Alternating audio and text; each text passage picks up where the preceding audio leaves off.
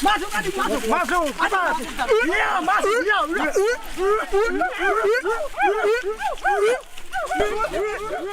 Kayu besi rawa sepanjang 17 meter ini disiapkan untuk membuat salib. Melihat panjangnya, timbul pertanyaan, siapakah yang akan disalib? Siapapun itu, pasti sesuatu yang lebih besar dari mereka. Tapi Frankie Woro, Casimilus Awe, dan warga suku Auyu di Papua Selatan ini tak akan melukai siapapun. Mereka memakai salib ini sebagai tanda perlawanan.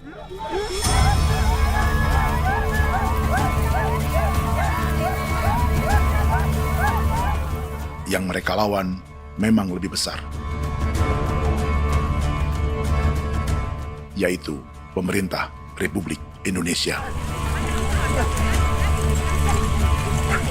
Pemerintah sedang mengincar 2,5 juta hektar hutan orang Papua untuk proyek tanaman industri pangan dan energi.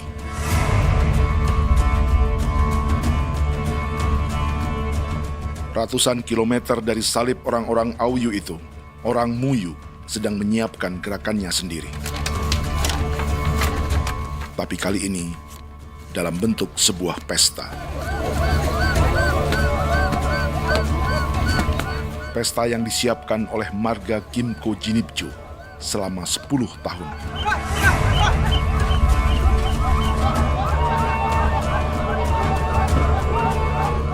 Sosok di marga ini adalah Willem Kimco, orang asli Papua yang tak punya kartu identitas kewarganegaraan manapun.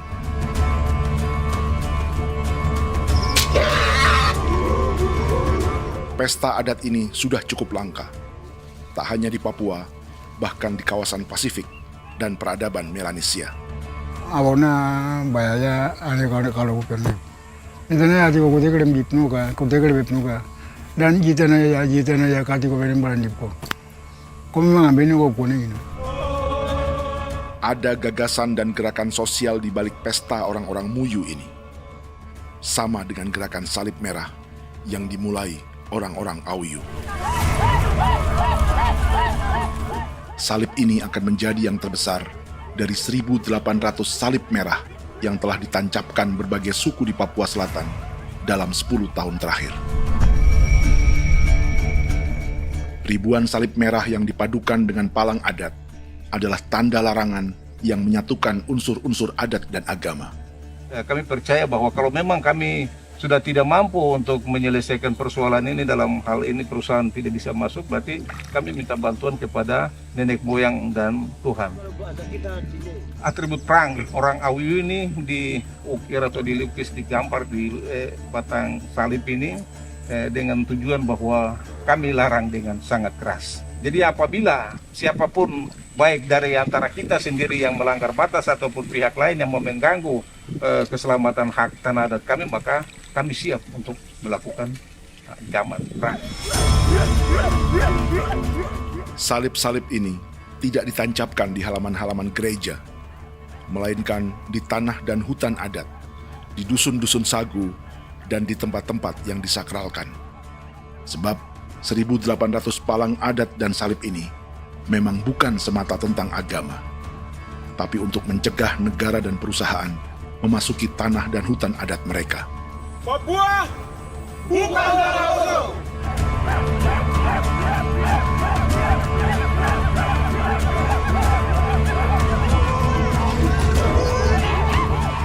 Di zaman TikTok ini, kami ingin menceritakan semua ini lewat film yang pendek.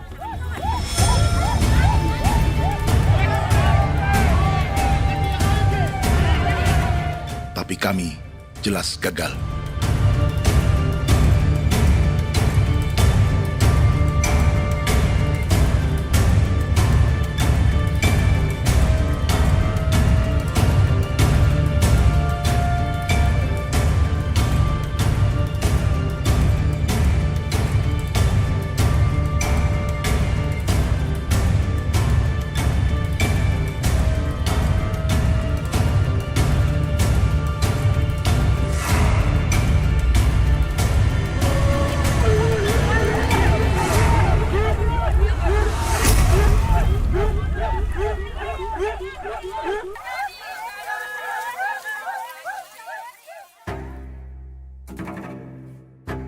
Di planet ini, ada 5 pemilik hutan hujan tropis terluas yang tersisa.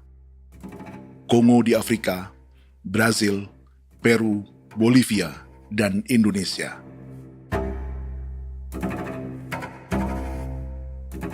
Di Indonesia, satu-satunya pulau yang hutannya masih terjaga adalah Papua, pulau terbesar kedua di dunia setelah Greenland. Lewat sejarah kolonialisme yang panjang, pulau ini kini dikuasai 2 negara. Bagian barat oleh Indonesia yang juga dikenal sebagai West Papua, dan bagian timur menjadi Papua Nugini. Dan tepat di perbatasan ini, di bagian Indonesia, sedang terjadi proyek pemusnahan hutan terbesar di dunia.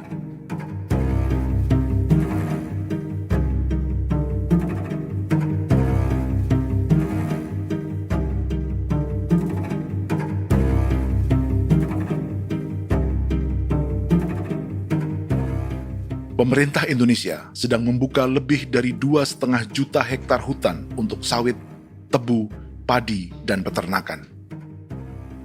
Ini disebut proyek strategis nasional untuk lumbung pangan dan energi yang jadi ambisi 3 presiden. Bagian terbesar direncanakan untuk mencetak sawah seluas 1,3 juta hektar.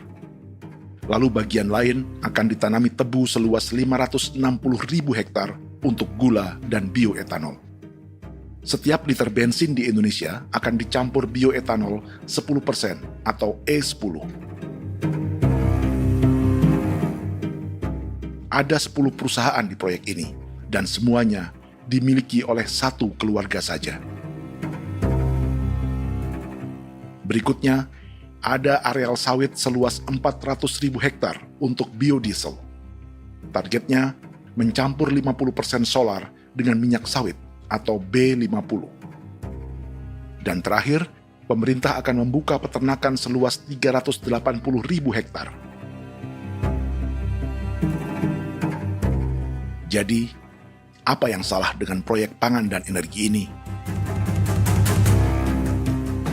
5 orang Papua dalam film ini akan menjawabnya.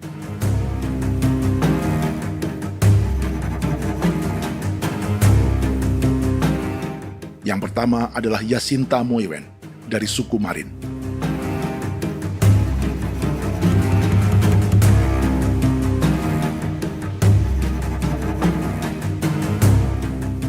Yasinta dan warga di distrik Ilwayap di Merauke sudah menjadi korban.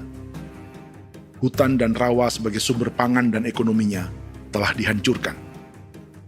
Jalan sepanjang 135 km sedang dibuat, dan di kiri kanannya akan dicetak 1 juta hektar sawah.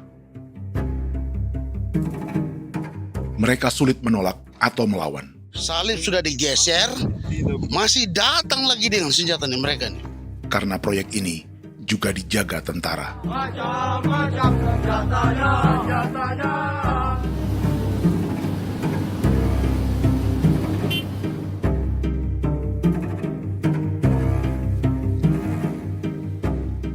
Yang kedua adalah Natalis Buer di distrik Tanah Miring, Merauke.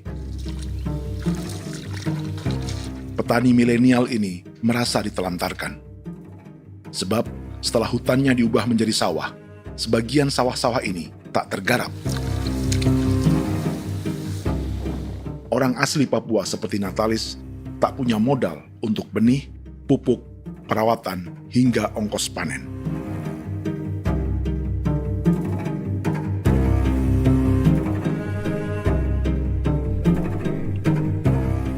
Orang ketiga adalah Vincent Kuipalo dari suku Yenan di distrik Jagebob, Merauke. Vincent dan suku Ye sedang menjadi korban. Hutan adat orang-orang Ye sedang dihancurkan untuk perkebunan tebu dan bioetanol.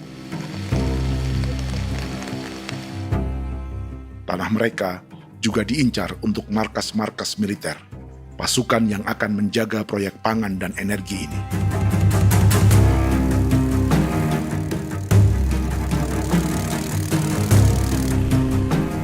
Yang keempat adalah Frankie Woro dari suku Auyu di distrik Fofi, Kabupaten Bovendigul.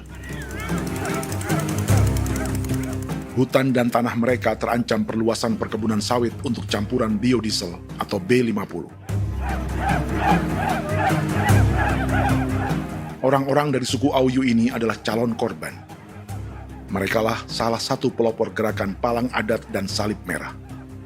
Meski kadang berseberangan dengan gereja yang mereka anggap lebih mendukung pemerintah dan perusahaan. Mereka bahkan sedang merencanakan gerakan yang lebih besar, dengan salib yang lebih besar. Tanah milik Somu Sobisiba itu bahwa tanah ini diciptakan oleh Tuhan dan memberikan warisan kepada kami.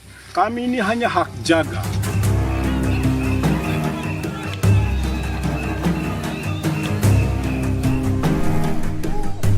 Sosok kelima adalah Willem Kimco dari suku Muyu di Bovendigul. Tokoh adat dari Muyu ini hidup di garis belakang proyek negara, sehingga belum menjadi korban. Tapi mereka sedang bersiap menghadapi segala kemungkinan. Tinggal di belantara dan perbatasan membuat sebagian mereka tak punya status kewarganegaraan. Tapi mereka telah hidup jauh sebelum ada Indonesia atau Papua Nugini.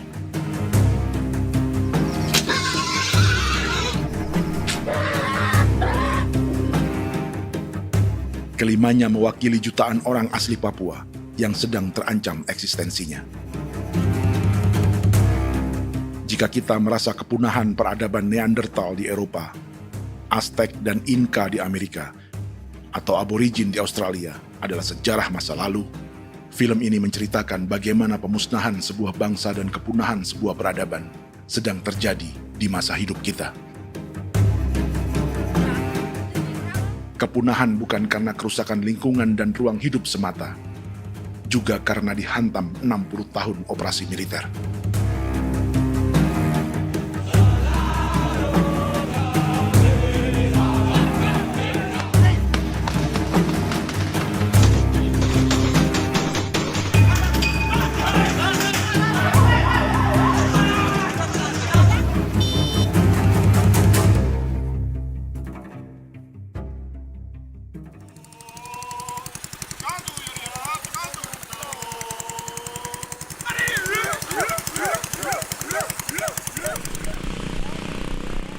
Frankie Woro dan orang-orang Auyu sedang berburu.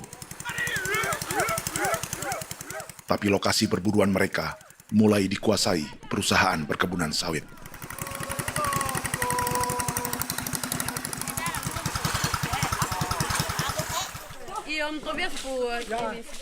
Kita akan menuju arah ke Inabusu. Di sana kami akan masuk di wilayah konsesi perusahaan PT Indo Asiana Lestari, dan di situ ya ada survei-survei mereka yang mereka pernah lakukan, tapi juga kami ada lakukan tanda-tanda saksi di sana.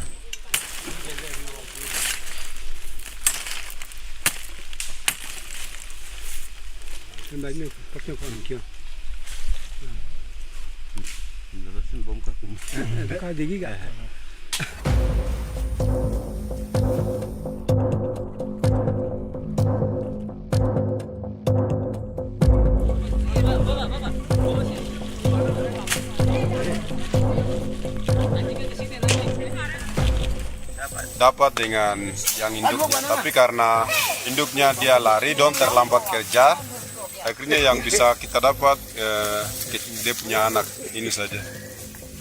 Ini kalau pakai bahan kayak asli.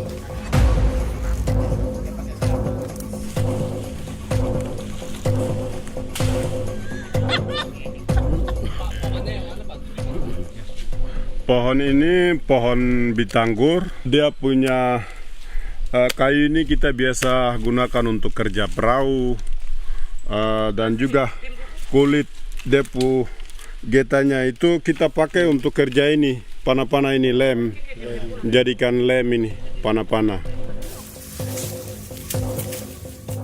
Hutan ini adalah supermarket bagi suku Auyu. Juga lumbung pangan atau bank untuk menyimpan deposito kekayaan alam. Hutan juga tempat yang penuh dengan sejarah suku, situs budaya, dan tempat-tempat sakral.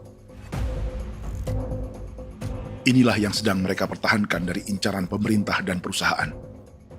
Untuk semua alasan ini, mereka menancapkan ribuan salib merah.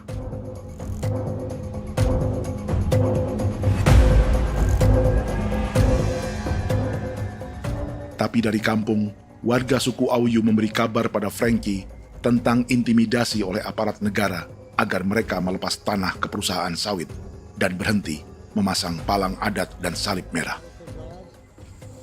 Ada beberapa titik yang saya sudah siap, tetapi di sini emergensi dari saya, terutama di Kampung Sokanggon, PT Damai Timber.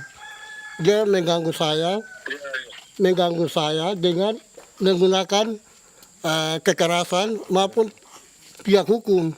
Dan kemarin saya ada pernyataan penolakan secara resmi, tapi masih tetap dalam menggunakan pihak hukum untuk masuk, untuk harus dituntut saya untuk harus diterima perusahaan itu. Kita di situ ada 15 marga, tetapi 15 marga juga tidak setuju. Marga-marga siapa yang terima dan marga-marga mana saja yang menolak. Nanti kita lihat dari pertimbangan itu, dan di situ dan kita undang mereka untuk bicara dengan kami. Sebagai sosok yang aktif dalam gerakan, warga Auyu terus memberi informasi lapangan kepada Frankie yang tak selalu berada di kampungnya. Izin pernyataan yang mereka paksa saya untuk tanda tangan itu, tapi sementara saya tidak tanda tangan. Data semua ada di tangan saya. Ya. Baik, kalau gitu itu lebih bagus karena tanda tangan itu yang berbahaya. Iya. Tanda tangan itu yang lebih berbahaya karena sekarang ini modern dan canggih, dan itu yang mereka biasa pakai untuk tipu muslihat. Mereka biasa pakai itu di tanda tangan itu. Betul. Dari Bambisa juga di Sofia dia masuk untuk memaksakan kami marga untuk harus menerima perusahaan itu. Tapi kemarin kami sudah menolak. Babinsa di sini nama bosku. Itu yang sekarang strategi militer yang sekarang mereka pakai. Jadi yang penting masyarakat itu yang benar-benar mau menolak siap dukung ketua marga siapa yang nanti tampil. Ini adalah peta konsesi sawit untuk biodiesel dalam proyek strategis nasional. Dan di distrik Fofi inilah orang-orang Auyu hidup dari sungai dan hutan. Tapi Frankie di Bovendigul masih lebih beruntung. Setidaknya dibandingkan Yasinta Mowien di Merauke yang sudah kehilangan hutan dan rawanya.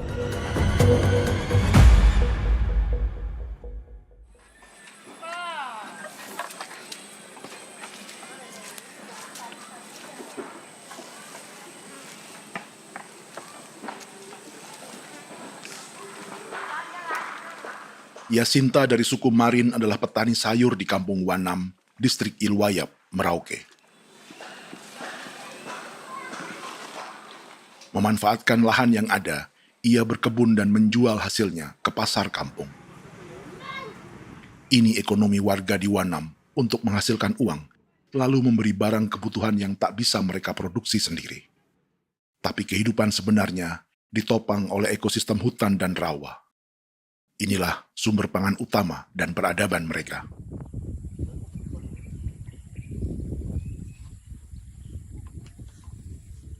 Namun ketenangan ini diusik ketika tiba-tiba Juli 2024 di Pelabuhan Wanam datang ratusan alat berat untuk proyek pangan dan energi pemerintah.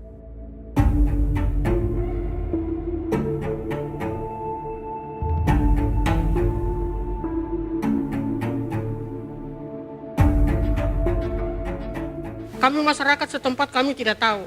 Kami kaget pagi-pagi kapal sudah ada di pelabuhan kami.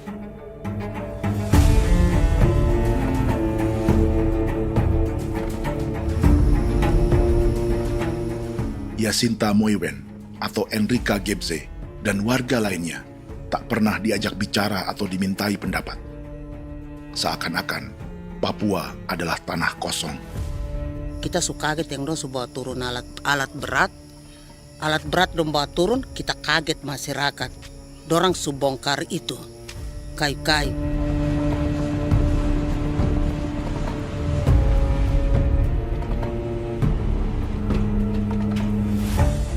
Bersamaan dengan alat-alat berat itu, juga berdatangan tentara Indonesia untuk mengawal proyek pembukaan hutan milik Jacinta.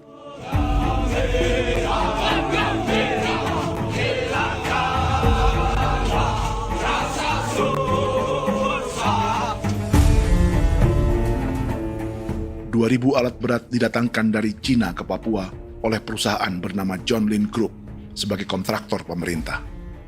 Ini disebut sebagai pesanan eskavator terbesar di dunia dengan nilai 4 triliun rupiah. Misinya membuka hutan dan rawa milik orang Marin, salah satunya untuk membangun jalan sepanjang 135 km. Sementara di kiri kanannya akan dicetak sawah yang ditargetkan seluas 1,3 juta hektar. Jalan berupa garis lurus ini bukan rute tradisional ekonomi masyarakat. Jalan ini akan menghubungkan kawasan perkebunan sawit dan tebu di sebelah timur, juga untuk mobilisasi pasukan militer. Jonlin Group adalah perusahaan yang dimiliki Andi Samsudin Arsyad atau yang dikenal dengan Haji Isam. Sebagian orang mengenalnya sebagai pengusaha yang hobi balapan mobil.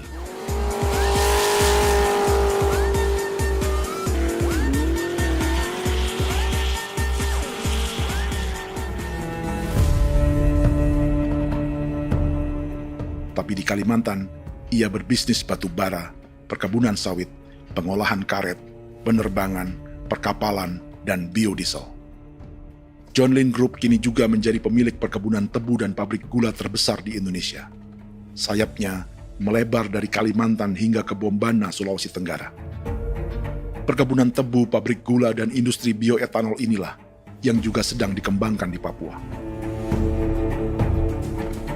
Foto ini adalah momen ketika Isam bersama kerabatnya, Menteri Pertanian Amran Sulaiman dan Menteri Pertahanan Syafri Samsudin meluncurkan program biodiesel atau B50 di Kalimantan Selatan. B50 artinya setiap 1 liter solar, 50%-nya akan dicampur minyak sawit. Perusahaannya, PT Jonlin Agroraya, menjadi salah satu pemainnya.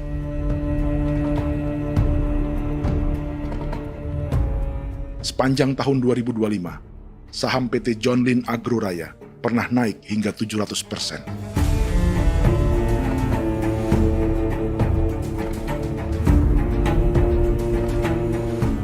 Perusahaan sawitnya yang lain, PT Pradiksi Gunatama, sahamnya bahkan pernah naik 4.000% hanya dalam 1 tahun.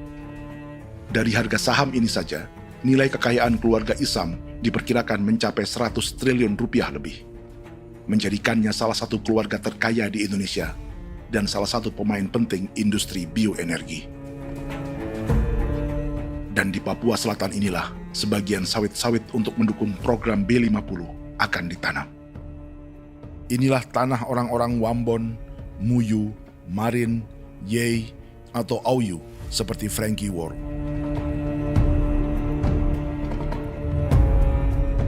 Haji Isam pernah menjadi tim kampanye nasional Presiden Joko Widodo dalam pemilu 2019 saat melawan Prabowo. Bintang Mahaputra Utama diberikan kepada Saudara Andi Syamsuddin Arsyad. Beliau berjasa luar biasa dalam mendorong pertumbuhan ekonomi daerah maupun nasional. Setelah menjadi presiden, Prabowo memberi gelar kehormatan Bintang Mahaputra Utama pada Isam.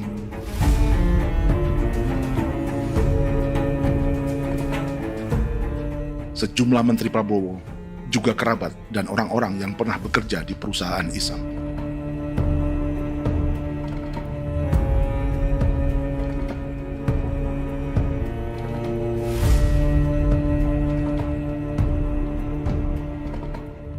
Lawan sebesar inilah yang sedang dihadapi Jacinta di kampung Wanam, Merauke. Atau petani perempuan lain seperti Enrika Gebze. Jadi alam kita ini sudah rusak.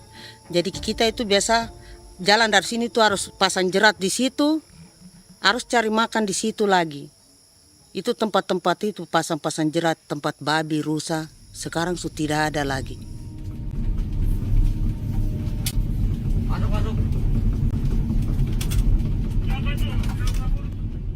Rekaman ini memberi gambaran bagaimana Kasuari kehilangan rumah di bekas hutan dan rawa yang telah dibabat.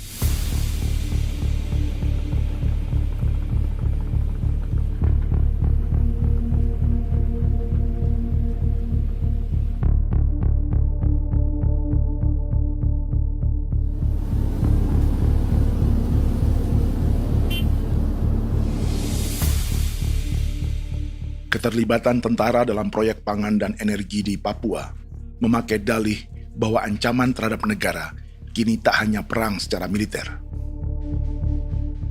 tapi juga melalui pangan dan energi. Kementerian Pertahanan pun terlibat karena proyek ini dianggap operasi militer selain perang. Jadi tugas kamu adalah menjaga sumber cadangan pangan nasional. Macam-macam senjatanya, Proyek ini menambah panjang alasan mempertahankan kehadiran tentara di Papua dalam 60 tahun terakhir. Saat ini, jumlah tentara Indonesia di Papua mencapai 56.000 personel, atau ada 1 tentara untuk setiap 100 orang Papua. Bandingkan dengan rata-rata nasional, di mana hanya ada 1 tentara untuk 696 penduduk Indonesia. Itu belum termasuk polisi. Artinya, 1 orang Papua dijaga lebih banyak senjata dari rata-rata penduduk Indonesia. Tanah dan hutan diambil secara sepihak untuk kepentingan pembangunan batalion dan bandar antariksa. Ini bentuk perampasan masyarakat. Penolakan kehadiran markas-markas militer terjadi di sejumlah tempat di Papua. Tak hanya karena trauma dan ketakutan, juga karena mengambil tanah-tanah adat.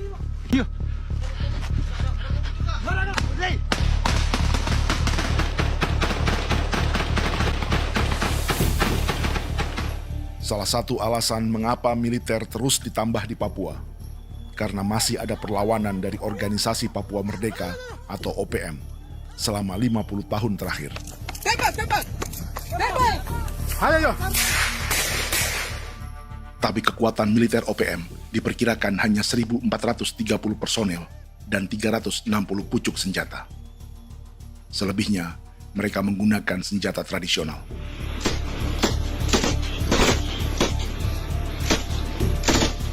Dengan demikian, kekuatan tentara dan polisi di Papua 58 kali lebih besar dari gerilyawan Organisasi Papua Merdeka.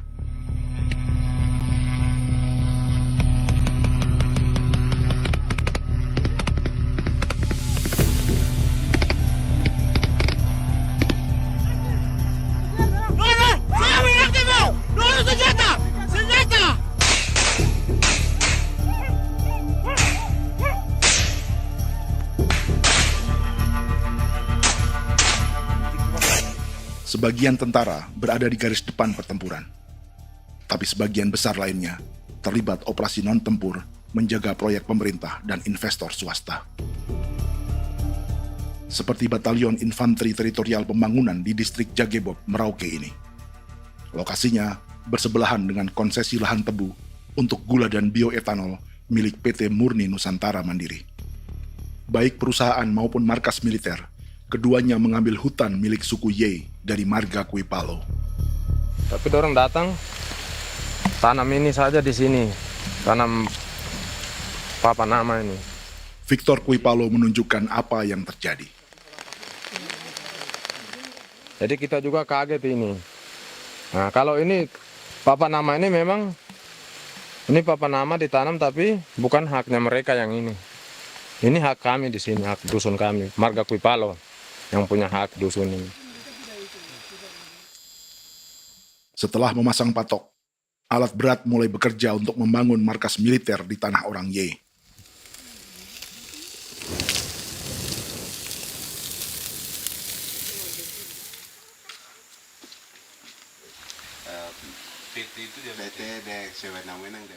Kehadiran markas militer mengkhawatirkan warga yang pernah mengalami trauma.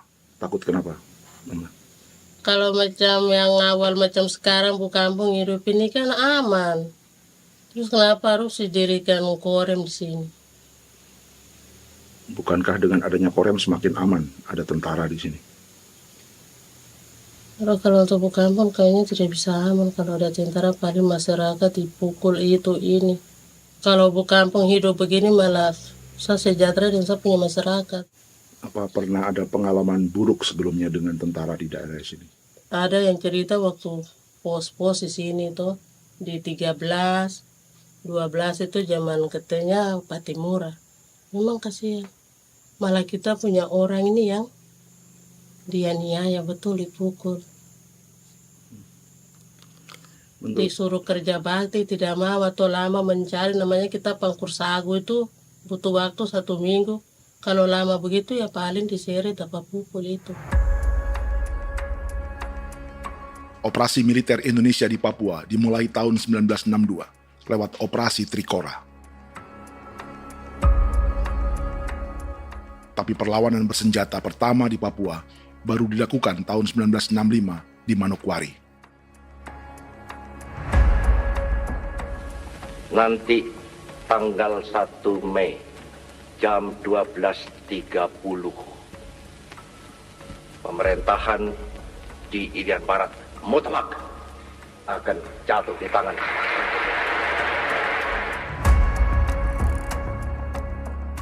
Sejak itu, selama 60 tahun, operasi militer untuk menaklukkan Papua terus dilakukan.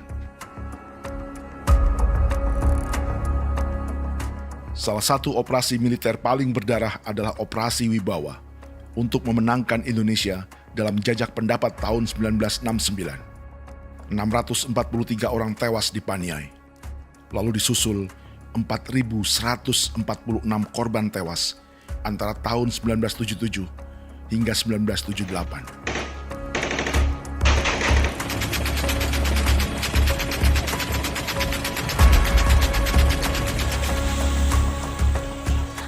Operasi militer ini menimbulkan gelombang pengungsian hingga kini.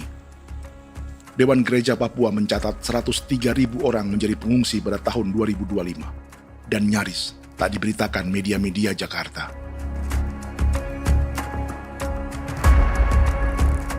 Jumlah pengungsi terbesar tercatat di Nduga yang mencapai 20.000 jiwa. Banyak di antaranya yang sedang hamil, seperti Jubiana, salah satu pengungsi Nduga. Otakarik mesikagi be muguruk berselari namen wane gosel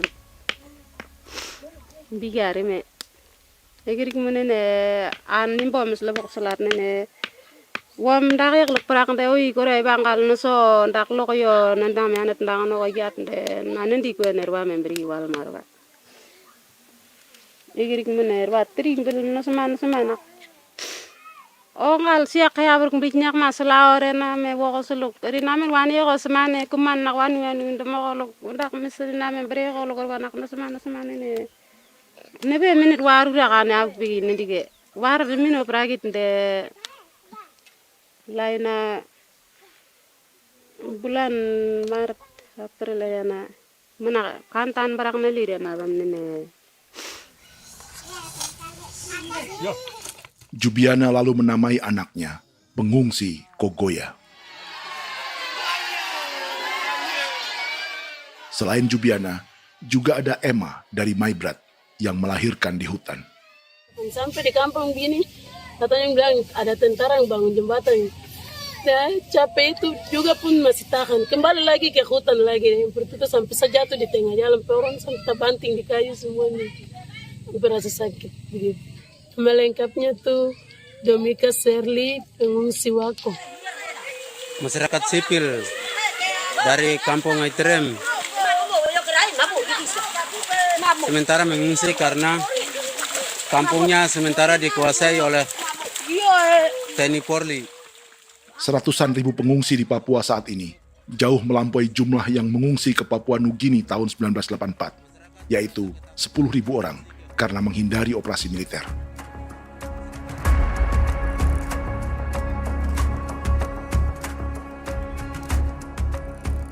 Bersamaan dengan operasi militer, eksploitasi sumber daya alam Papua juga dilakukan sejak masuknya tambang emas dan tembaga Freeport pada tahun 1967.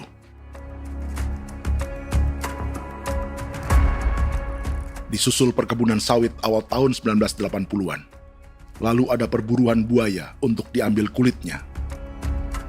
Sebelumnya, ada eksploitasi gas alam di Teluk Bintuni, pencarian besar-besaran kayu gaharu, atau pembukaan hutan tanaman industri. Ini belum termasuk perburuan dan perdagangan ikan arwana di selatan Papua, penebangan kayu merbau dari hutan-hutan Jayapura, emas di Blok Wabu Intan Jaya, bahkan nikel di pulau-pulau kecil Raja Ampat. Dan kini, dalam skala yang belum pernah terjadi dalam sejarah, Papua dipaksa mencetak sawah, tebu untuk bioetanol, dan sawit untuk biodiesel.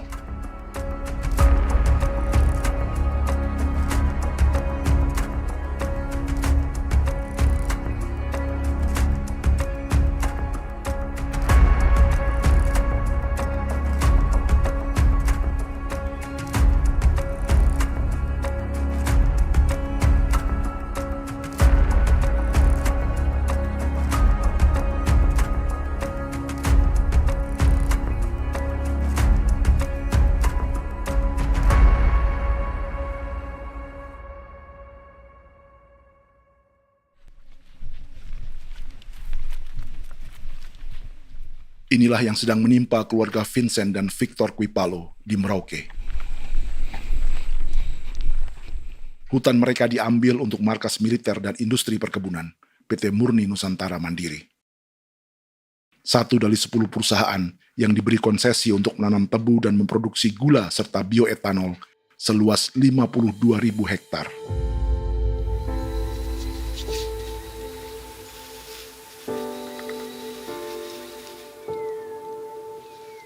Perusahaan ini dianggap mengambil hutan dan tanah orang-orang Ye, terutama marga Kuipalo, yang memiliki hak adat terhadap 2.300 hektar hutan.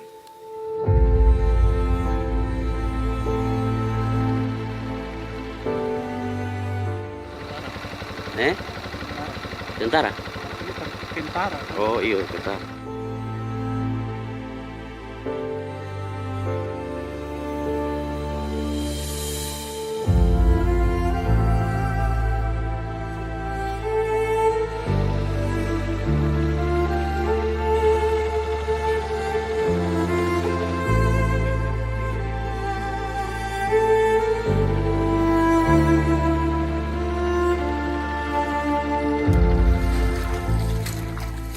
Keluarga Kuipalo sedang melihat apakah perusahaan semakin mengancam tanah mereka. Dan kekhawatiran itu terbukti. Iya, makanya tadi saya bilang ini dari sini saja dekat ini sudah masuk di dalam ujung lapang ini. Ini hutan, yang ini hutan yang dorong ada bongkar sekarang ini. Ini sudah punya alat sudah dekat ini. Dekat sekali ini. Ini di sini. Nacau, kelapa itu yang jalan lama, jalan setapak ini. Dari udara, terlihat alat-alat berat semakin mendekati tanah orang-orang Ye, marga Kuipalo.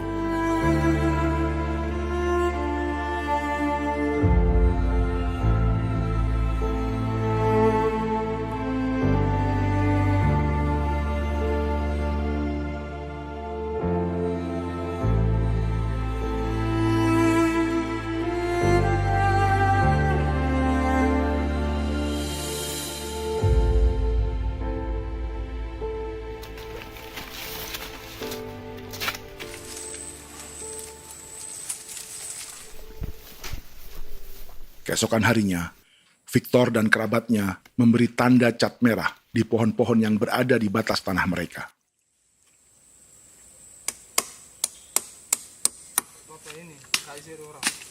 Tapi tanda peringatan adat ini tak diindahkan perusahaan.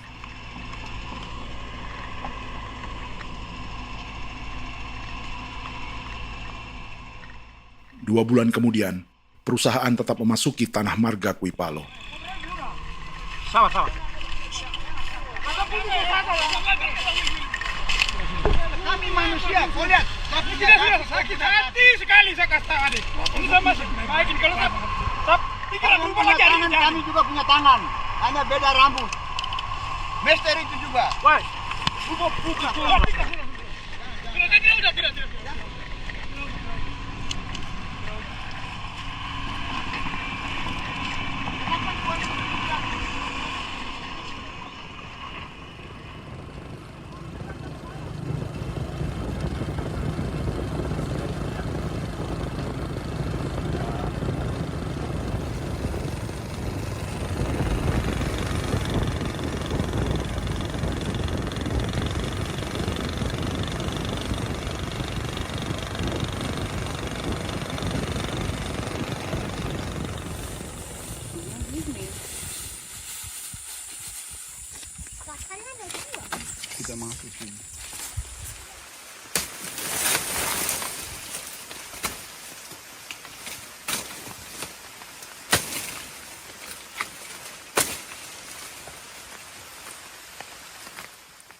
Jadi ya untuk itu seperti saya katakan tadi, apakah lebih baik kita tidak usah ada kah atau bagaimana, kita pisahkan, pisahkan dari negara ini kah? Jangankan tuh, saya kemarin bicara sama Daniel, datang sama saya dengan persoalan Kodam ini. Saya bilang, Pak Daniel, kalau lebih baik saya ngungsi ke Papua Nugini. Dia bilang, aduh Bapak jangan begitu. Ya memang, kalau tidak bisa menghargai kami, lebih baik pilihan yang itu yang saya memilih. Lebih baik saya pindah dari sini. Saya mengungsi ke Papua Nugini, di negara tetangga. Masih di long. Apa? Ada ini. Saya bilang sama Kapolsek, Pak, Agustus ini 17 Agustus saya tidak kasih naik bendera merah putih. Saya bendera ada, nanti saya taruh di meja. Bendera saya ada. Karena saya punya pikiran percuma kita ini merasa bahwa kita hidup di bawah naungan merah putih. Ternyata merah putih tidak lindungi kami. Tidak anggap kami sebagai kami rakyatnya. Dia lambang negara. Dan kami menghargai lambang negara itu. Ternyata lambang negara ini, kita bernaung di bawah lambang negara ini, kita tidak dilindungi. Hak kita tidak dihargai.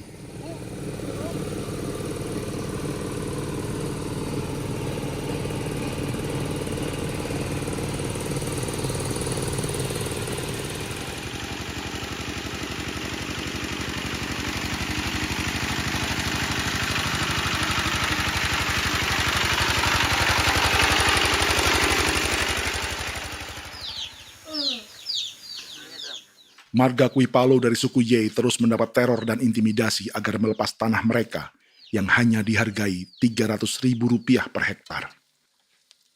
Tapi mereka tidak berjualan tanah.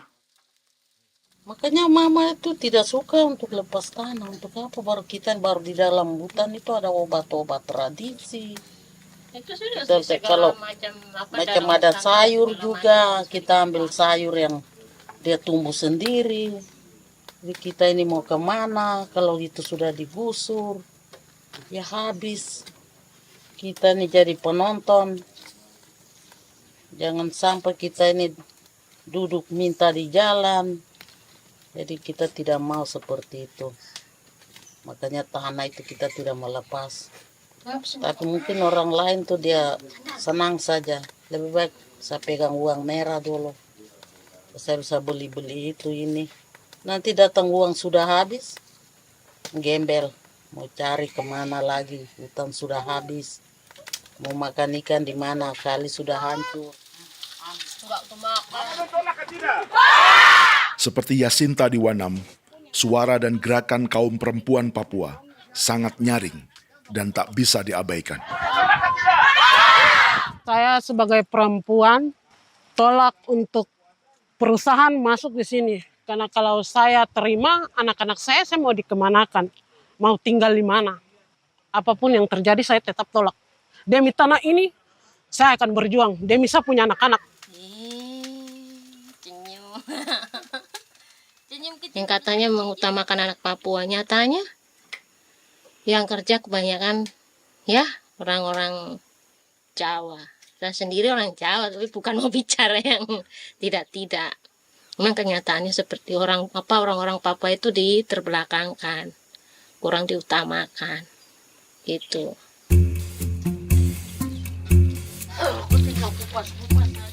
Proyek food estate seperti mencetak sawah, bukannya tak diikuti warga Papua.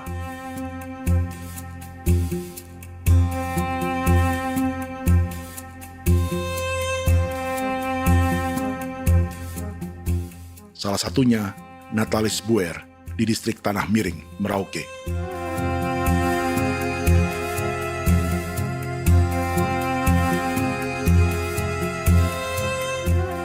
Setelah menghabisi hutan, pemerintah Indonesia mencetak sawah untuk tanaman padi karena beras mulai menjadi makanan pokok menggantikan sagu. Sebagian besar penggarapnya adalah warga transmigran yang datang sejak era 1980-an. Bahkan petani transmigran sudah ada sejak Belanda membuka proyek padi kumbe di distrik Kurik. Lokasi yang sering jadi langganan pejabat Indonesia memamerkan sawah di Papua. Tapi Natalis juga ingin belajar menanam padi atau bersawah. Namun ia kesulitan karena dibutuhkan modal untuk benih, pupuk, hingga pemeliharaan dan panen. Lalu sawah-sawah ini pun mulai dikuasai pendatang.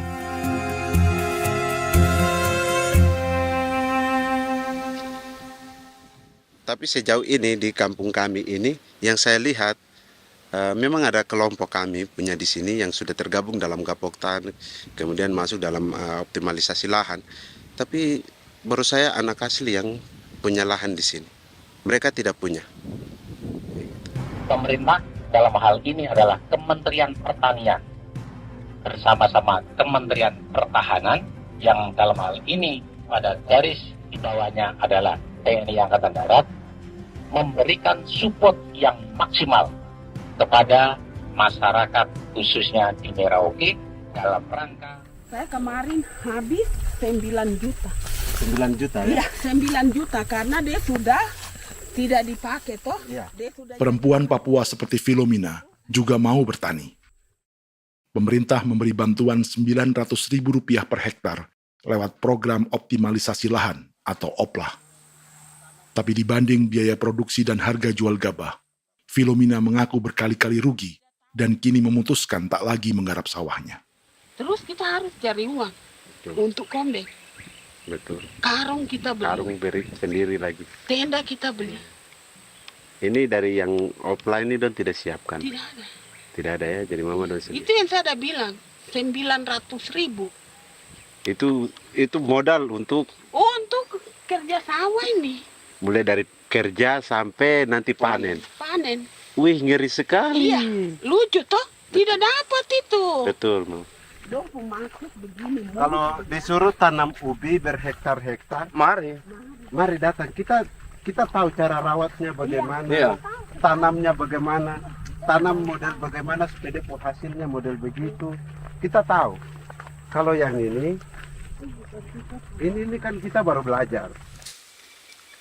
Sebagian hutan milik warga Senayu di Merauke sudah dibuka untuk sawah dan kebun tebu oleh PT Global Papua Abadi. Proyek pertanian ini dikerjakan oleh Kodim Merauke. Mereka melepas sebagian tanah karena ingin belajar bertani. Saya tete nenek moyang tidak ajar saya tanam padi.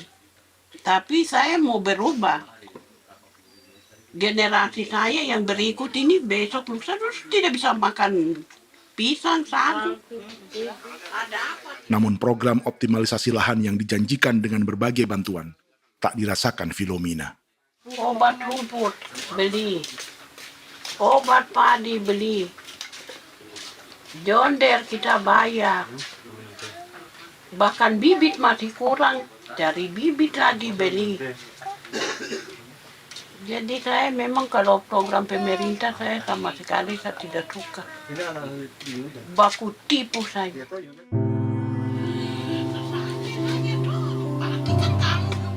Mereka merasa ditinggalkan sendiri, jatuh bangun belajar bertani padi. Sementara sumber pangan dan air yang semula mudah didapat, kini telah berganti sawah dan kebun tebu. Dulu kita masih bisa jalan, nanti masak di kali, pakai air kali. Minum pakai air kali. Sekarang kok mau masak? Tidak ada air. Air sudah susu, mau minum tidak bisa.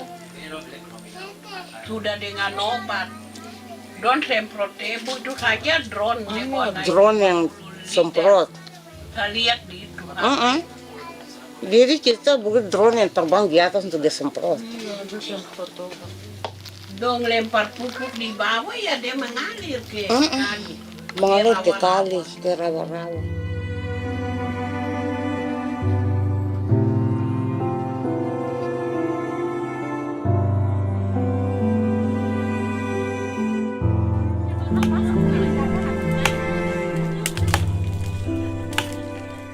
Seperti pertanian sawah bagi orang Bali atau Toraja, bagi orang Auyu dan suku-suku lainnya di Papua Selatan, sagu juga bukan semata tentang pangan.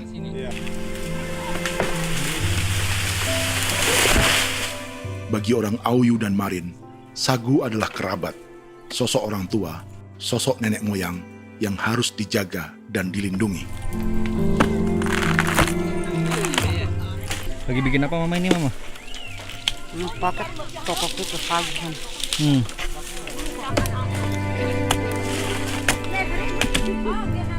Itu orang tua kami, orang tua nenek moyang kami yang korban dirinya kemudian menjadi pohon sagu untuk kebutuhan hidup kami. Kami diingatkan oleh leluhur, sagu itu tidak boleh digusur dan tidak boleh diganggu dengan cara apapun, dan di dalam rangka kepentingan apapun tidak boleh. Kamu harus bela, bahkan sampai nyawa pun harus menjadi taruhan demi membela keselamatan keberadaan sagu di atas tanah ini.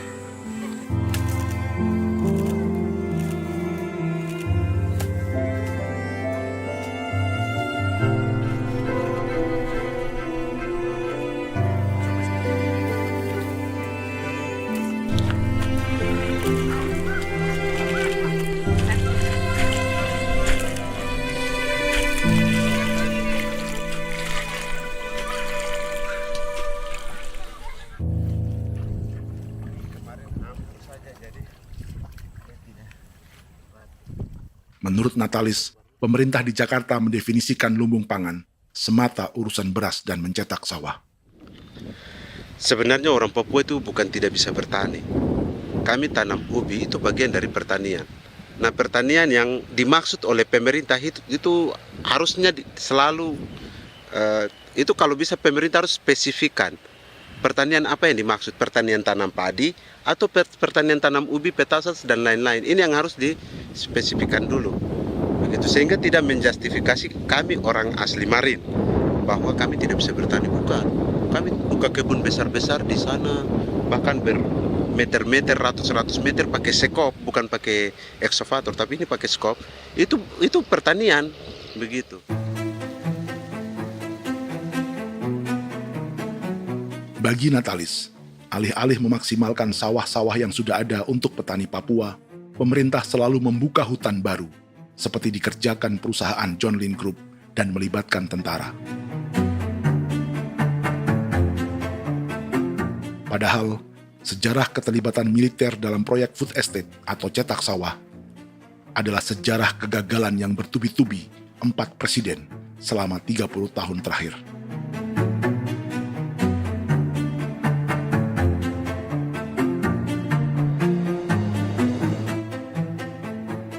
Papua bukan yang pertama menjadi proyek lumbung pangan yang melibatkan tentara. Kalimantan telah menjadi korban 30 tahun sebelumnya.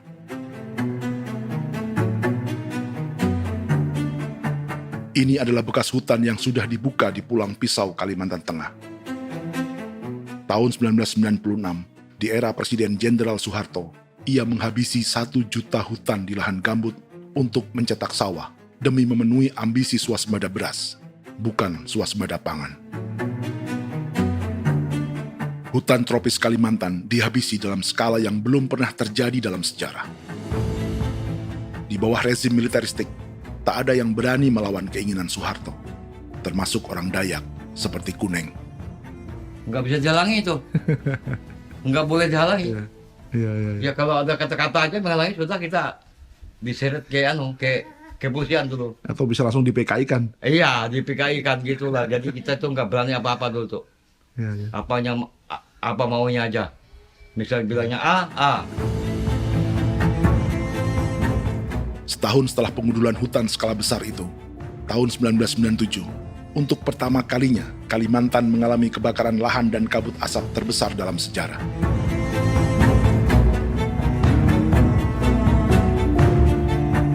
Sebagai ilustrasi, ini kondisi kabut asap tahun 2015.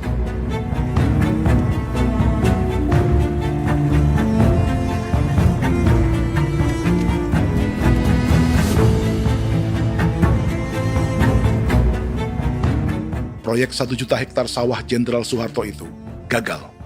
Bendungan dan saluran irigasi mangkrak hingga kini. Mei 1998, rezim Soeharto tumbang, 2 tahun setelah ia menumbangkan jutaan hektar pohon di Kalimantan. Setiap tahun, Lokasi ini menyumbang kebakaran dan kabut asap yang merugikan jutaan orang. Sawah yang berhasil di Kalimantan justru bukan sawah yang dibangun Jenderal Soeharto, melainkan yang dirintis para transmigran sejak era 1980-an. Sawah-sawah inilah yang ikut digarap oleh militer di era Presiden Joko Widodo. Dan hasil dari proyek food estate Presiden Jokowi itu sama sekali jong nih, nggak ada harapan lagi sudah seperti ini. Tapi Jokowi terus memperluas area food estate hingga 16.000 hektar. Presiden Jokowi juga menyerahkan urusan lumbung pangan ini kepada Prabowo yang saat itu menjadi Menteri Pertahanan. Salah satunya di Kabupaten Gunung Mas, Kalimantan Tengah, untuk membuka perkebunan singkong seluas 31.000 hektar. Food Estate Singkong Jenderal Prabowo ini dimulai dengan membuka 600 hektar hutan di Tawai Baru. Proyek singkong untuk bioetanol ini pun dijaga tentara. Dan seperti Jenderal Soeharto, proyek Jenderal Prabowo ini pun gagal.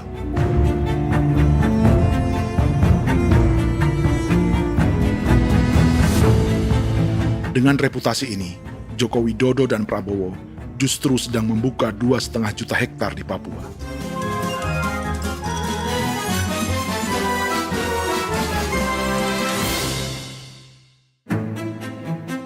Setelah Jenderal Soeharto, Presiden Jenderal Susilo Bambang Yudhoyono juga mencoba membuka food estate di Papua sejak tahun 2010. Namanya Merauke Integrated Food and Energy Estate atau MIFE. Proyek ini juga gagal. Lalu di lokasi yang sama, Jokowi berusaha meneruskan dengan proyek mencetak sawah 1,2 juta hektar yang juga gagal. Sekarang yang paling siap adalah 1,2 hektar. Yang 1,2 juta hektar. Dan kini, Prabowo yang pernah gagal dengan 600 hektar singkong di Kalimantan justru akan mengulangi di Papua dengan skala 2,5 juta hektar. Di daerah Papua pun harus ditanam kelapa sawit supaya bisa menghasilkan juga BBM dari kelapa sawit. Dalam setiap proyek pangan dan energi di Papua, yang lebih menonjol bukan tanaman pangannya, melainkan untuk energi atau bahan bakarnya. Sawit untuk biodiesel dan tebu untuk industri bioetanol. Ada 10 perusahaan yang diberi konsesi hingga 0,5 juta hektar untuk tebu. Dan 10 perusahaan itu dimiliki oleh satu keluarga saja.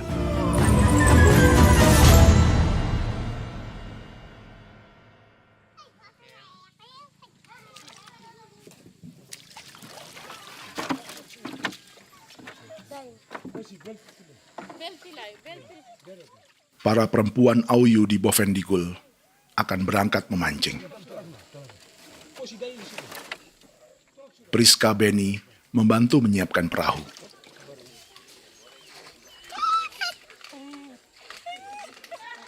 Mereka akan mengumpulkan bahan pangan di hutan untuk persiapan acara penancapan salib merah berikutnya.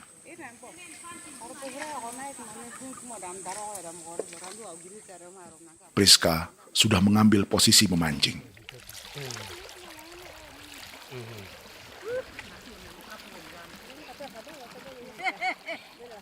.800 salib merah telah dipasang di wilayah adat berbagai suku di Papua Selatan untuk menghalau perusahaan sawit dan tebu.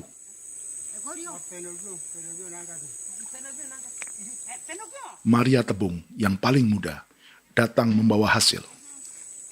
2 ekor ikan gastor alias gabus toraja. Sebagai generasi Z, pendidikannya sampai sekolah dasar.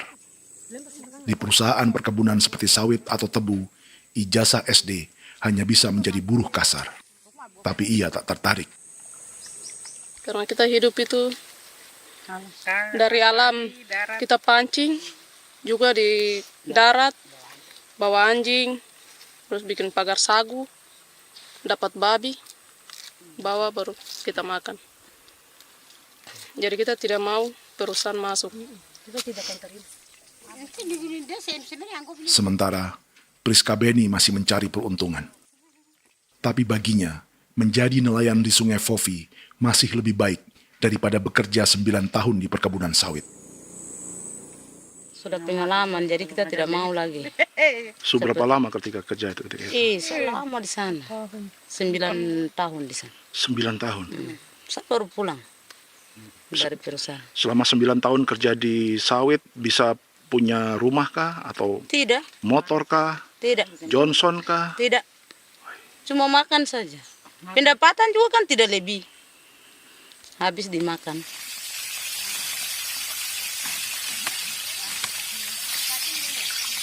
Satu minggu libur berapa hari? Tidak libur. Minggu tetap kerja? Tetap kerja. Tidak bisa ke gereja? Hari Minggu kerja. Hari Minggu juga kerja. Dia tidak mengenal agama perusahaan itu. Di grup perusahaan sawit Korindo, Priska digaji 2 juta rupiah per bulan dan tinggal di mes karyawan. Tapi gaji itu dipotong bahan makanan atau BAMA rata-rata 1 juta rupiah setiap bulan. Korindo adalah grup perusahaan yang salah satu usahanya adalah hutan tanaman industri dan sawit di Bovendigul dan Merauke. Di Papua, mereka memakai bendera PT Tunas Sarwa Ema. Perusahaan ini pernah memberi bantuan pada Keuskupan Agung Merauke. Keuskupan Merauke belakangan mengeluarkan pernyataan mendukung proyek strategis nasional di Papua. Umat Katolik yang memprotes sikap gereja tersebut ditangkap polisi. Jadi selama 9 tahun tidak bisa nabung? Tidak. Makan saja. Makan saja. Makan saja. Menabung bagaimana? Keperluan banyak. Sudah sampai. Habis di anak-anak uang sekolah. Uang 1 juta itu mana sampai. Mau nabung juga tidak cukup. Sudah pengalaman, jadi kalau di sini perusahaan mau masuk tidak.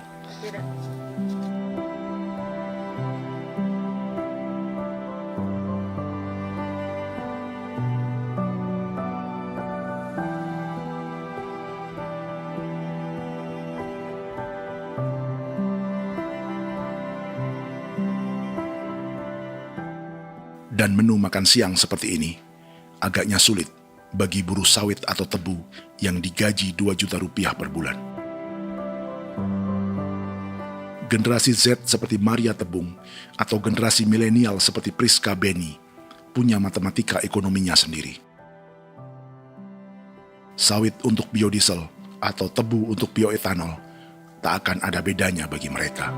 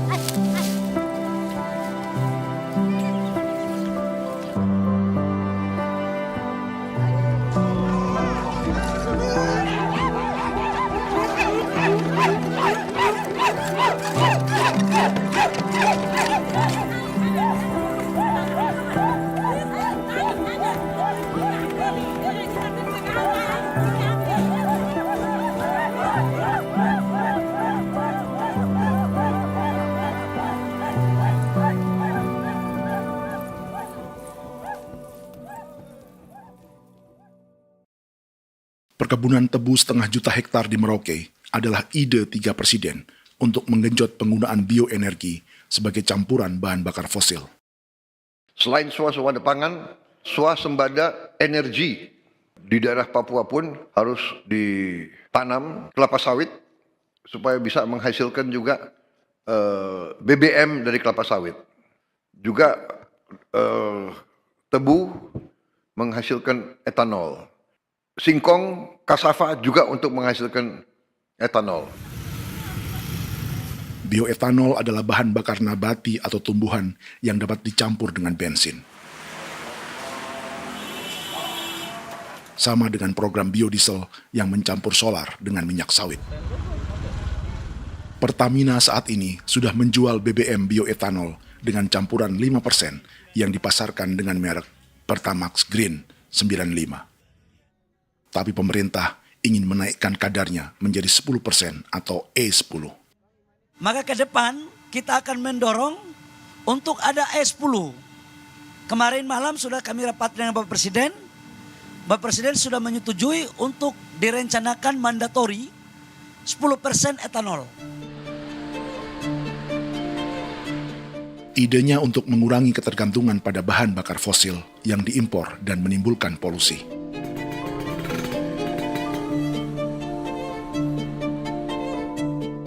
Tapi bioetanol bukannya tak mengorbankan lingkungan, hutan, rawa, dan manusia. Karena program E10 membutuhkan 7,3 miliar liter bioetanol, maka lahan yang dibuka untuk menanam tebu bisa mencapai 1,3 juta hektar. Sementara saat ini, luas perkebunan tebu di Indonesia hanya 500 sampai 600 ribu hektar. Artinya, butuh lahan baru hingga 800 ribu hektar untuk menanam tebu. Dan 500 ribu hektar diantaranya sedang dibuka di Papua. Hutan yang tadinya untuk menumbuhkan pangan, berubah jadi tanaman untuk bahan bakar di jalanan. Kecepatan pulihnya hutan beradu dengan jumlah dan kecepatan kendaraan di jalanan.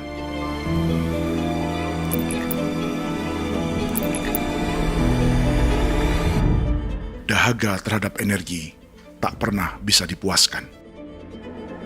Setelah minyak sawit untuk biodiesel, dunia kini merambah singkong, jagung, dan tebu untuk bioetanol.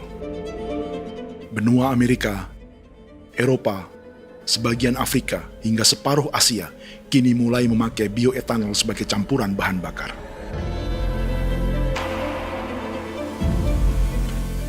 Selain perebutan lahan, masa depan dunia juga dibayangi semakin mahalnya harga pangan karena persaingan antara perut manusia dengan tangki kendaraan. Ini adalah lokasi perkebunan tebu dan bioetanol PT Murni Nusantara Mandiri yang mengancam tanah Vincent Quipalo dan orang-orang Ye di Merauke. Beberapa kilometer di selatan adalah PT Global Papua Abadi yang mengancam tanah orang-orang Muyu dan Marin. Dua perusahaan ini adalah bagian dari 10 perusahaan yang mendapat konsesi lahan untuk tebu dan bioetanol di Merauke. Batas konsesi mereka bahkan sama dengan batas negara Indonesia dengan Papua Nugini. Salah satu ciri bahwa peta konsesi ini dibuat di Jakarta dari atas meja. Sama seperti kolonial Inggris dan Belanda ketika mereka membagi Pulau Papua dengan garis lurus pada abad 19. Seakan Papua adalah tanah kosong. Bedanya, meski peta konsesi ini mengatur batas 10 perusahaan, tapi perusahaan-perusahaan ini sebenarnya dimiliki oleh satu keluarga saja. Ini nama 9 dari 10 perusahaan tebu dan bioetanol di Merauke, Papua. 99% saham mereka dimiliki sebuah perusahaan bernama PT Merauke Nusantara Manis. Sementara 1% sisanya dimiliki PT Merauke Gula Mandiri. Tapi saham kedua perusahaan ini dimiliki PT Merauke Sugar Group. Dan perusahaan ini, 90% sahamnya dimiliki pengusaha bernama Angelia Bonaventure Sudirman, serta perusahaan bernama Zico Trust dan Resource Harvest. Lalu 10% lainnya dikuasai PT Papua Energi Abadi, yang pemiliknya adalah Dudi Christian dan Angel Madeline. Sekarang, mari kita lihat siapa mereka. Angelia Sudirman adalah keponakan dari salah satu konglomerat sawit Indonesia, Martias Fangiono. 9 perusahaan di Papua ini berada di bawah bendera Merauke Sugar Group. Dan Merauke Sugar Group hanya satu dari 7 grup perusahaan milik keluarga Fangiono.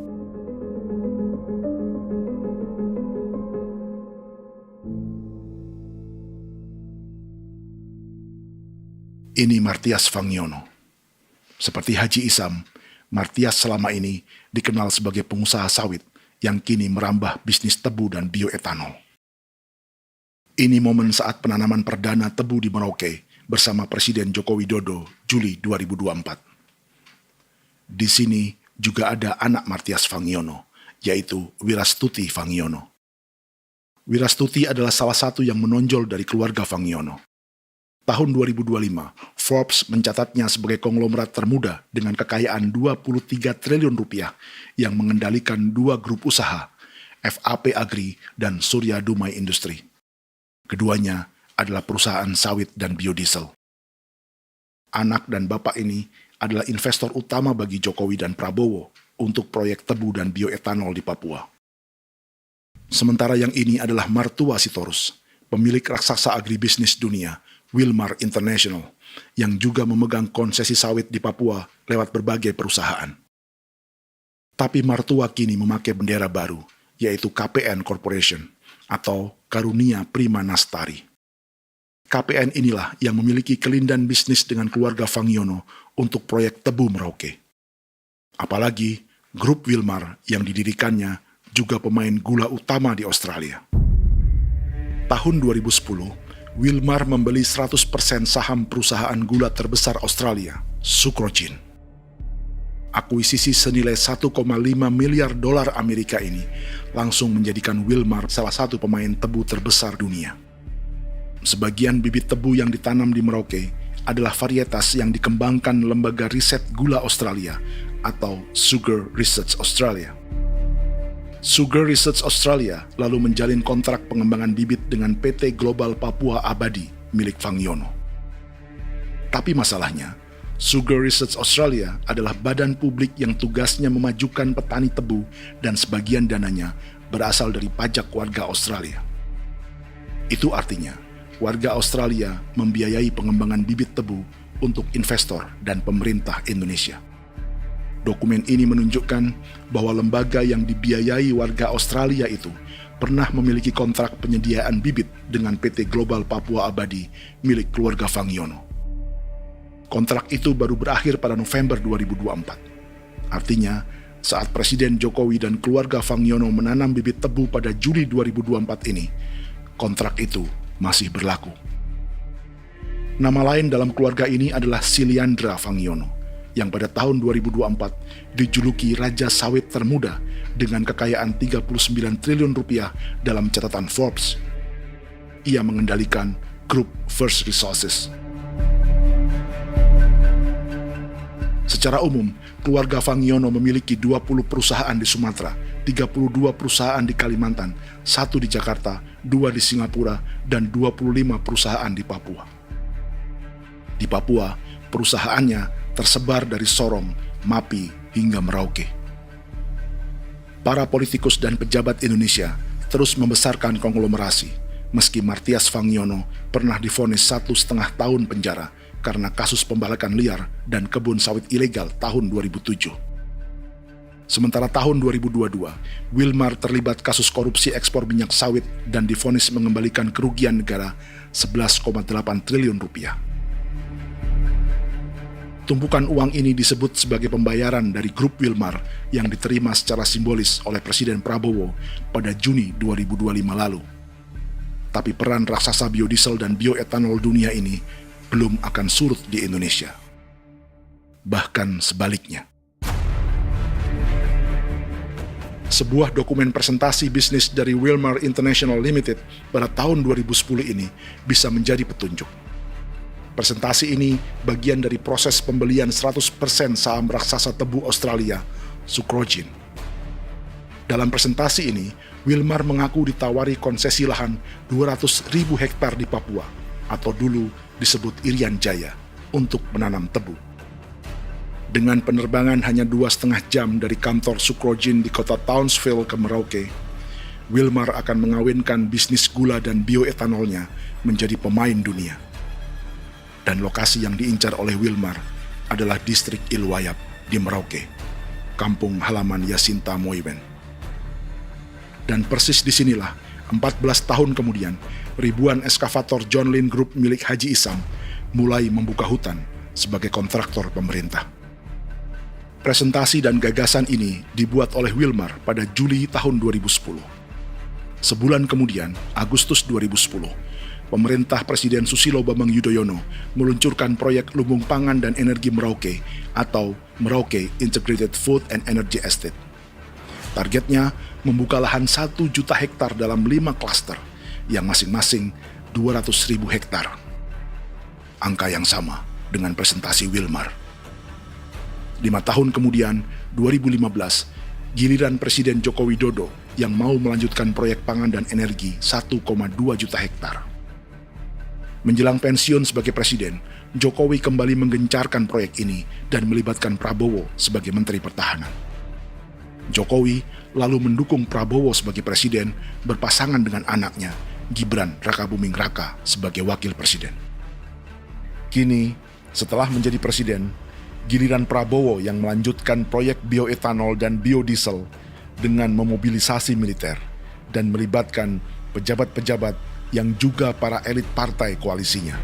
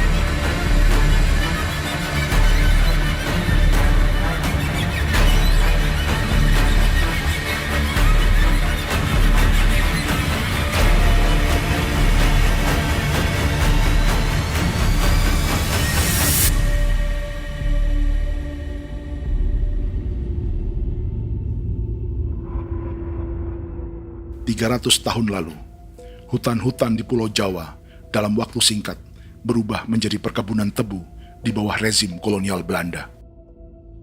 Orang Jawa menjadi buruh dan petaninya dipaksa menanam tebu. Dari kolonialisme dan politik tanam paksa itu, Belanda memperkaya negara dan para investornya. Tak puas membuka hutan untuk perkebunan di Jawa dan Sumatera, kolonial Belanda menanam tebu hingga di Suriname dan mengerahkan ribuan orang Jawa sebagai buruh pada tahun 1890. Inggris yang sudah menguasai negara seluas India dan Papua Nugini pun masih menanam tebu jauh di tengah Samudra Pasifik, di tanah orang-orang Fiji. Lalu memindahkan puluhan ribu orang India menjadi buruh di sana. 200 tahun sebelumnya, ratusan ribu orang Afrika bahkan diperbudak untuk bekerja di perkebunan-perkebunan tebu Spanyol dari selatan Eropa hingga Karibia, Kuba, atau Jamaika. Jika dulu tebu menjadi gula atau emas putih, kini cerita kolonialisme tebu berlanjut di Papua untuk bahan bakar nabati atau bioetanol. Dan seperti semua cerita tentang kolonialisme, akan ada yang berpesta dan ada yang membayar. Dalam setiap cerita pesta kolonialisme, baik di Jawa, Karibia, atau di Papua, selalu melibatkan para elit lokal, dari pejabat, perwira, hingga agamawan. Tapi dalam setiap kolonialisme, juga selalu ada cerita tentang mereka yang mempertahankan diri dan melawan.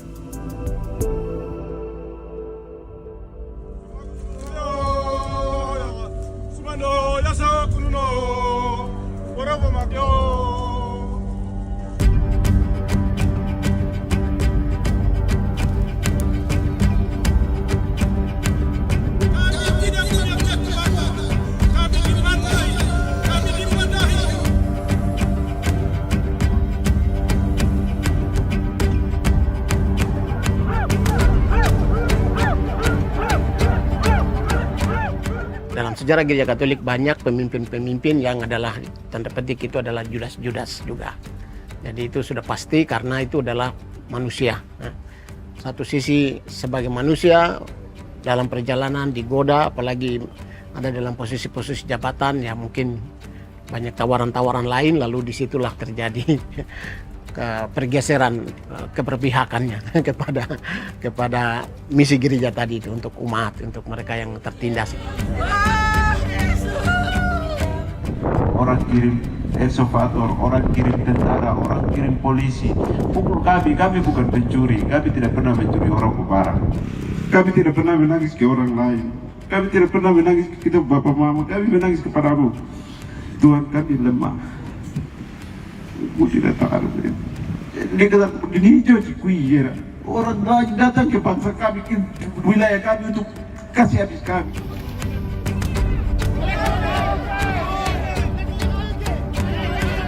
Ya Hakimam Dehi, Ya Hakimam Dehi, Bono Ya Hadigul Dehi, Bono Ya Hadigul Dehi. Kita buat sasi seperti begini untuk menolak perusahaan apapun yang masuk di tanah kami. Kalau kita kasih, kita bikin rusak sekarang, kita punya generasi berikutnya mau dapat kemana. Jadi kita nyatakan sikap di sore hari ini, kami tolak. Apa yang dilakukan pemerintah untuk PSN adalah kejahatan. Pemerintah bagian dari kejahatan, aktor perusak dan pembunuh terhadap negara, terhadap alam, hutan, terhadap manusia. Jadi negara jadi aktor pembunuh. Jadi Pilatusnya siapa? Negara, pemerintah Jakarta ini. Tanah Wiu bukan kosong. Masyarakat adat kami masyarakat. Perusahaan tolak. Biar nasa.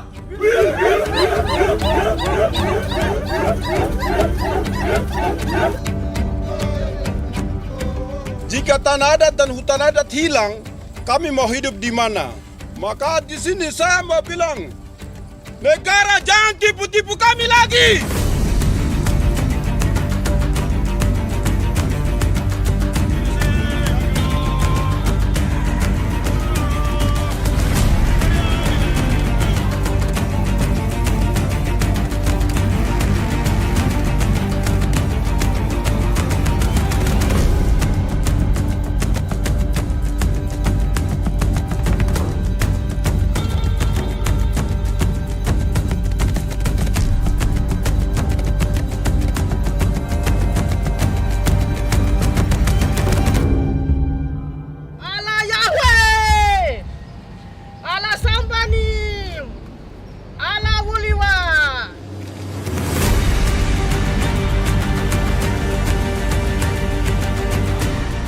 Kalau kami dianggap orang Papua itu bagian daripada Republik ini, tolong hargai kami. Dengan adanya PSN, PT John Hindrook yang sudah menerobos tanah kami dan hutan kami, merusak alam kami. Itu yang kami datang ke Jakarta jauh-jauh dari Papua. Kami mau bersuara kepada Bapak Presiden Prabowo Subianto, di mana keadilan untuk masyarakat Papua. Tolong lihat masyarakat Papua yang sudah mati. Kami bersepakat menyatakan, 1. Gereja-gereja di Indonesia mendukung masyarakat adat yang menolak proyek strategis nasional di tanah Papua. 2. Gereja-gereja di Indonesia menolak militerisme dan otoritarianisme di Indonesia.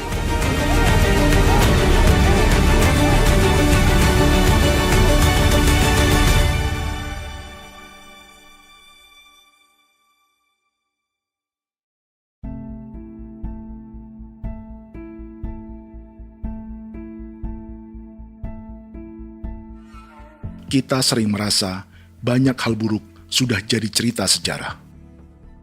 Dan kita sekarang hidup lebih baik, lebih beradab, atau mustahil melakukan kejahatan seperti di masa lalu. Kita tidak lagi menghukum mati orang dengan memenggal kepalanya.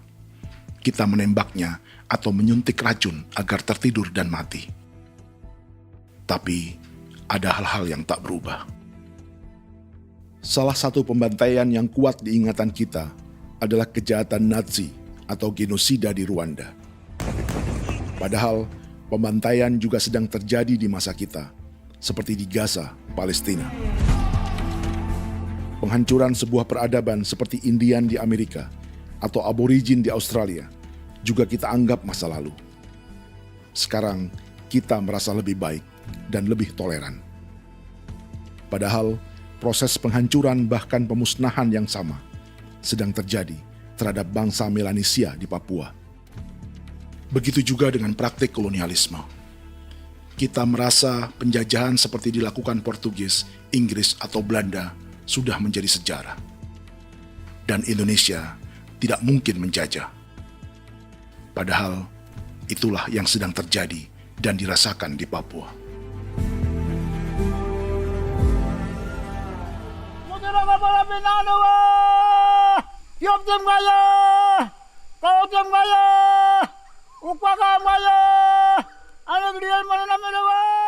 Jalannya sejarah ini disadari Willem Kimco di pedalaman Bovendigol, Papua.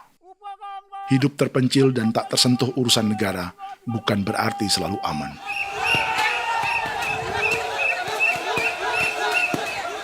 Untuk sampai di tempat ini, orang-orang Muyu menempuh 2 hari berjalan kaki mengarungi hutan, lembah, dan sungai.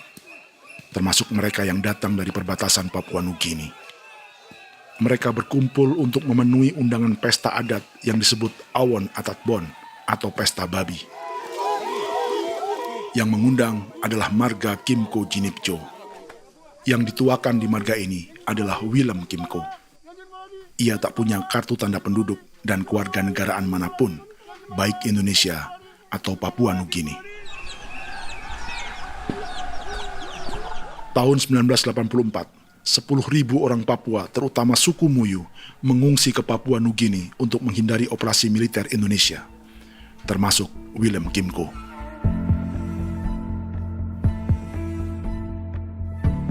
Apa yang membuat pesta adat ini istimewa? Apa bedanya dengan acara serupa yang dihadiri pejabat, tokoh agama, LSM, atau yang direkam oleh kru televisi dan konten kreator? 13, 14, 15, 18. Pertama, untuk membuat pesta babi, orang Muyu perlu persiapan selama 10 tahun. Sebab, babi-babi yang akan jadi bagian dari pesta ini tak boleh dibeli, alias harus dipelihara sendiri. Babi-babi ini bukan bantuan pejabat pemerintah, gereja, atau LSM.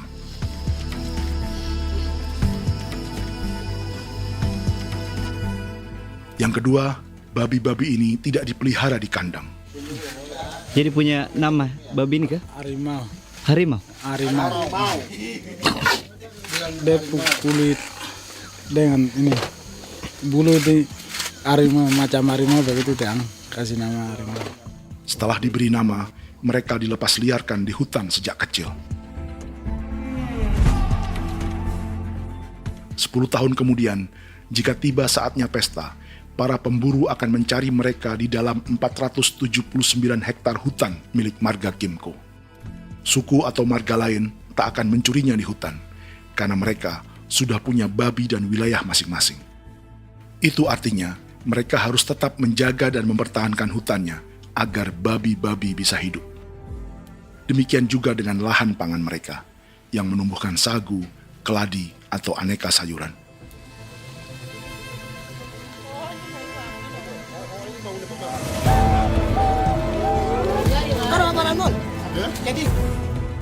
Yang ketiga, dalam Awon Atatbon atau pesta babi, binatang ini tidak dimakan secara gratis.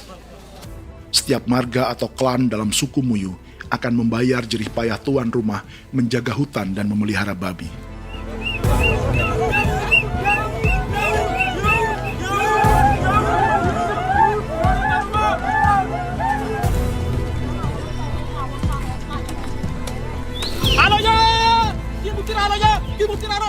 Ini seperti arisan untuk menjaga budaya dan lingkungan. Bagian dari budaya dan ekonomi timbal balik yang ditandai dengan siklus memberi dan menerima.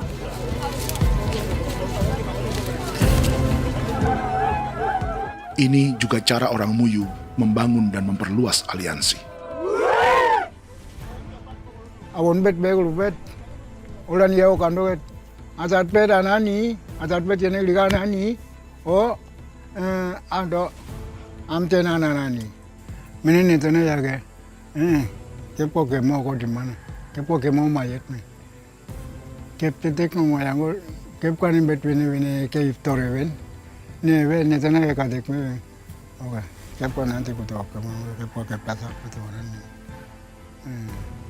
Kon kene man gini wan jo. Koko kati bolon ja bengo.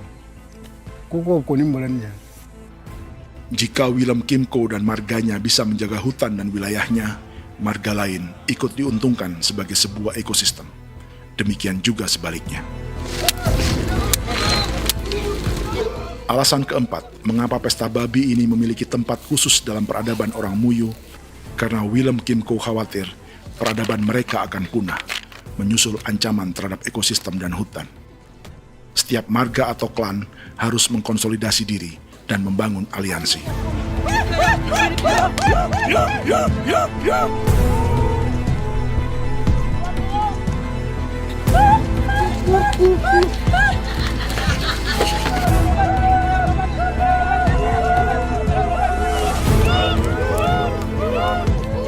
Kekhawatiran Willem dan orang-orang Muyu tak berlebihan.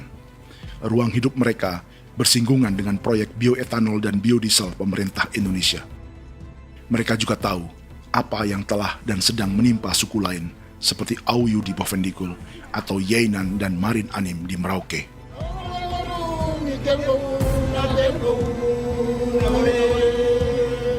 Jika suku-suku lain menggunakan palang adat dan salib merah sebagai gerakan perlawanan, orang-orang Muyu memakai pesta babi untuk mempersiapkan diri dan konsolidasi. Sebab, berbeda dengan saat mengungsi tahun 1984, kali ini yang datang ke tanah orang-orang Muyu tak hanya tentara, juga alat-alat berat bersama para pebisnis pangan dan energi. Awan